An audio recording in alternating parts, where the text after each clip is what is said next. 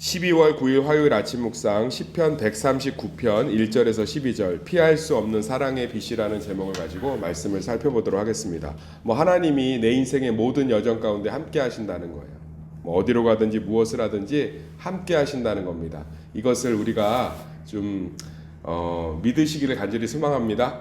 제가 며칠 전 그 한파가 있었잖아요. 그 한파 가운데 어디를 이제 가면서 되게 춥더라고요. 그래서 신호를 대기하면서 오들오들 떨고 있는데 덥지? 더우면 모자 벗겨줄까? 이런 소리가 뒤에 들려서 아니 이렇게 추운 날씨에 덥다는 게 말이다 하고 뒤를 보니까 유모차 안에 아기가 이제 어린이집 끝나고 할머니가 이렇게 데리고 오는 것 같아요. 그런데 아주 유모차를 그 막 비닐로 이렇게 감싸고 그 보호하는 걸로, 그리고 안에다 핫팩도 넣고 아이 손장갑도 이렇게 끼워놔서 털모자도 씌우고 안이 좀 따뜻한 것 같더라고, 습기가 찬 걸 보니까. 그걸 보면서 저도 모르게 제 나이가 40 중반인데 나도 이런 추운 날씨에 유모차에 탔으면 참 좋겠다 라는 생각을 했거든요. 근데 생각을 해보니까 우리의 삶이 하나님이 저렇게 인도하고 계신 거예요. 모든 것을 아시고 인도하시고 함께 하시고 도와주시고, 그걸 생각하니까 몸은 추웠지만 마음이 좀 따뜻해 오더라고요. 오늘 시편 139편이 그 얘기예요. 제가 이렇게 저는 이제 일기를 하루도 안 빼고 쓰는데 이렇게 이제 연말이 되면 한 해 동안 썼던 일기들을 쭉 훑어봅니다. 그러면 이 시편 139편의 모든 말씀이 다 제 삶 가운데 녹아들어 있어요. 하나님께서는 우리의 모든 것, 저의 모든 것을 아시고 인도하신 줄 믿습니다. 실수도 실패도 넘어짐도 상처도 아픔도 하나님이 모두 아시고 그 안에서 섭리하셨다는 거예요. 오늘 시편 139편의 말씀이 세상과는 전혀 다른 믿는 자들에게만 있는 그 특권으로 위로가 되고 소망이 되기를 간절히 축원합니다. 뭐라고 얘기하고 계시냐면, 여기 보면 2절 보면 주께서 내가 앉고 일어섬을 아시고 멀리서도 나의 생각을 밝히 아신대요. 그러니까 내 삶에 앉고 일어나는 시간들이 얼마나 많아요. 오늘 새벽 예배 때도 와서 앉으시고, 또 기도 끝나면 일어나시고, 화장실 갈 때 일어나시고, 또 화장실에서도 앉으시고, 그 모든 순간순간마다 하나님께서 다 알고 계시대요. 더 감사한 것은 우리 5절 보면 주께서 나의 앞뒤를 둘러싸시고 내게 안수하셨나이다. 우리 한번 따라해 볼까요? 나의 앞뒤로 둘러싸시고 안수하셨나이다. 이게 유대인들의 관용어구인데요. 모든 선택마다 축복하셨다는 거예요. 앞뒤, 그러니까 앞으로 갈까? 뒤로 갈까? 이 얘기예요. 그런데 그때마다 하나님 뭐 하셨대요? 안수하셨대요. 목사님 한 해 뒤돌아보니까 내 선택 가운데 실수도 있고 실패도 있었는데요. 네, 그 실수와 실패가 하나님의 축복 안에 있는 줄 믿습니다. 저도 보면 참 잘못된 선택 많이 했더라고요. 진짜 후회되는 선택 정말 많이 했고요. 더 속상한 건 뭔지 아세요? 주변에서 그거 다 말렸다는 거예요. 목사님 그거 하시면 안 돼요. 목사님 그거 받아주면 안 됩니다. 목사님 그거 그렇게 처리하시면 안 돼요라고 주변에서 정말 많은 분이 얘기하셨는데, 쓸데없는 고집, 제 경험 의지에서 선택해갖고 화살이 되고 총알이 돼서 돌아온 것들이 꽤 있더라고요.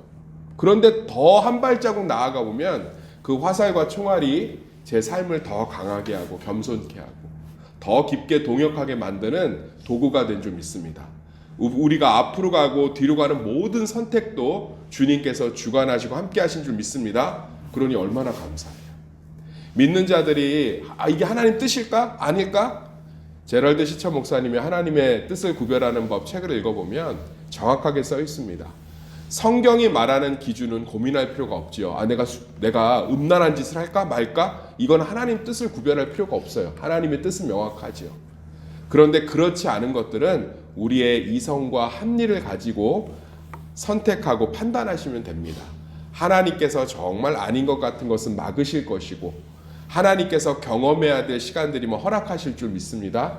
그래서 우리의 모든 선택 가운데 하나님이 뭐 하신다는 거예요? 주관하신다는 거예요. 이게 얼마나 꼼꼼하고 대단한지 6절 보면 이 지식이 내게 너무 기이하니 높아서 내가 능히 미치지 못하나이다. 이게 얼마나 대단한지 능히 미치지 못한다는 거예요. 제가 한번 예를 들어 볼게요. 제가 주일학교 때 사고를 정말 많이 쳤거든요. 얼마나 주일학교 때 사고를 쳤으면 저를 가르쳤던 선생님이 담임 목사님 딸이었어요. 지금 남부지법에서 판사하세요. 2대 법대 나와서. 예. 그 담임 목사님 딸이 얼마나 착했겠어요.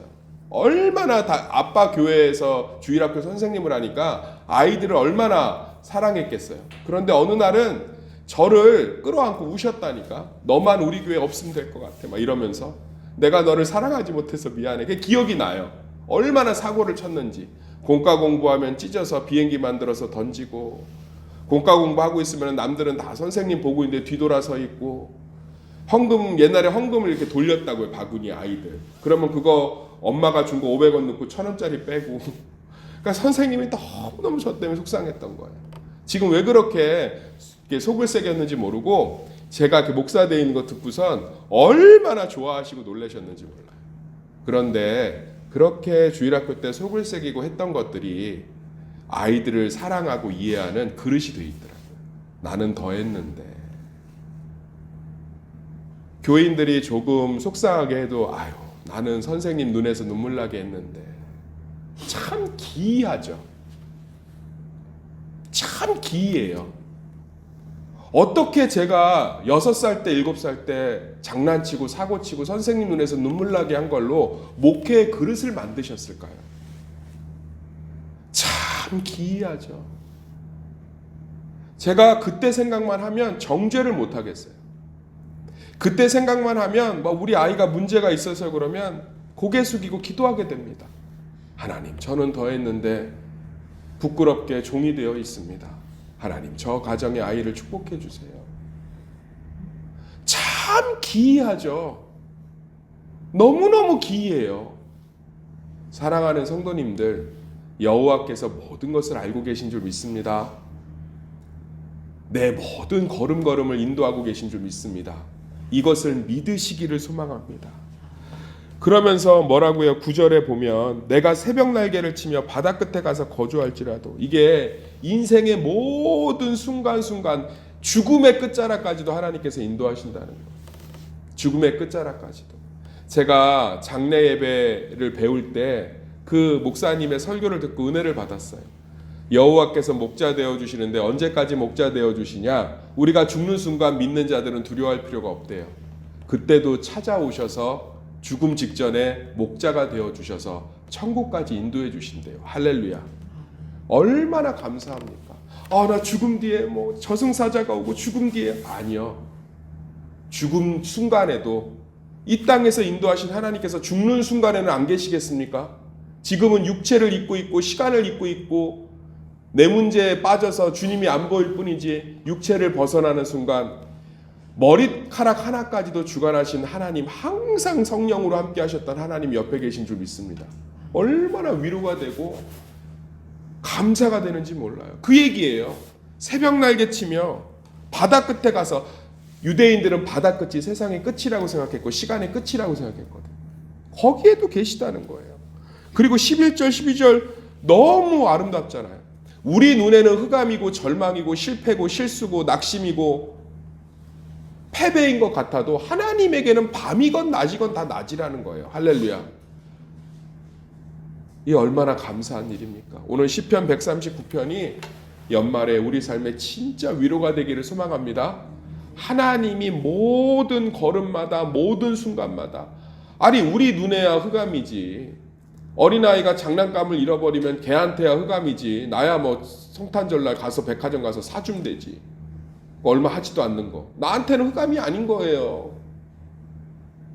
어린애한테야 뭐가 이렇게 손에 만약에 가시가 박히면 엉엉 울고 있지. 아유, 부모한테는 흑암이 아닌 거예요. 뽑아주고 호해주면 되지.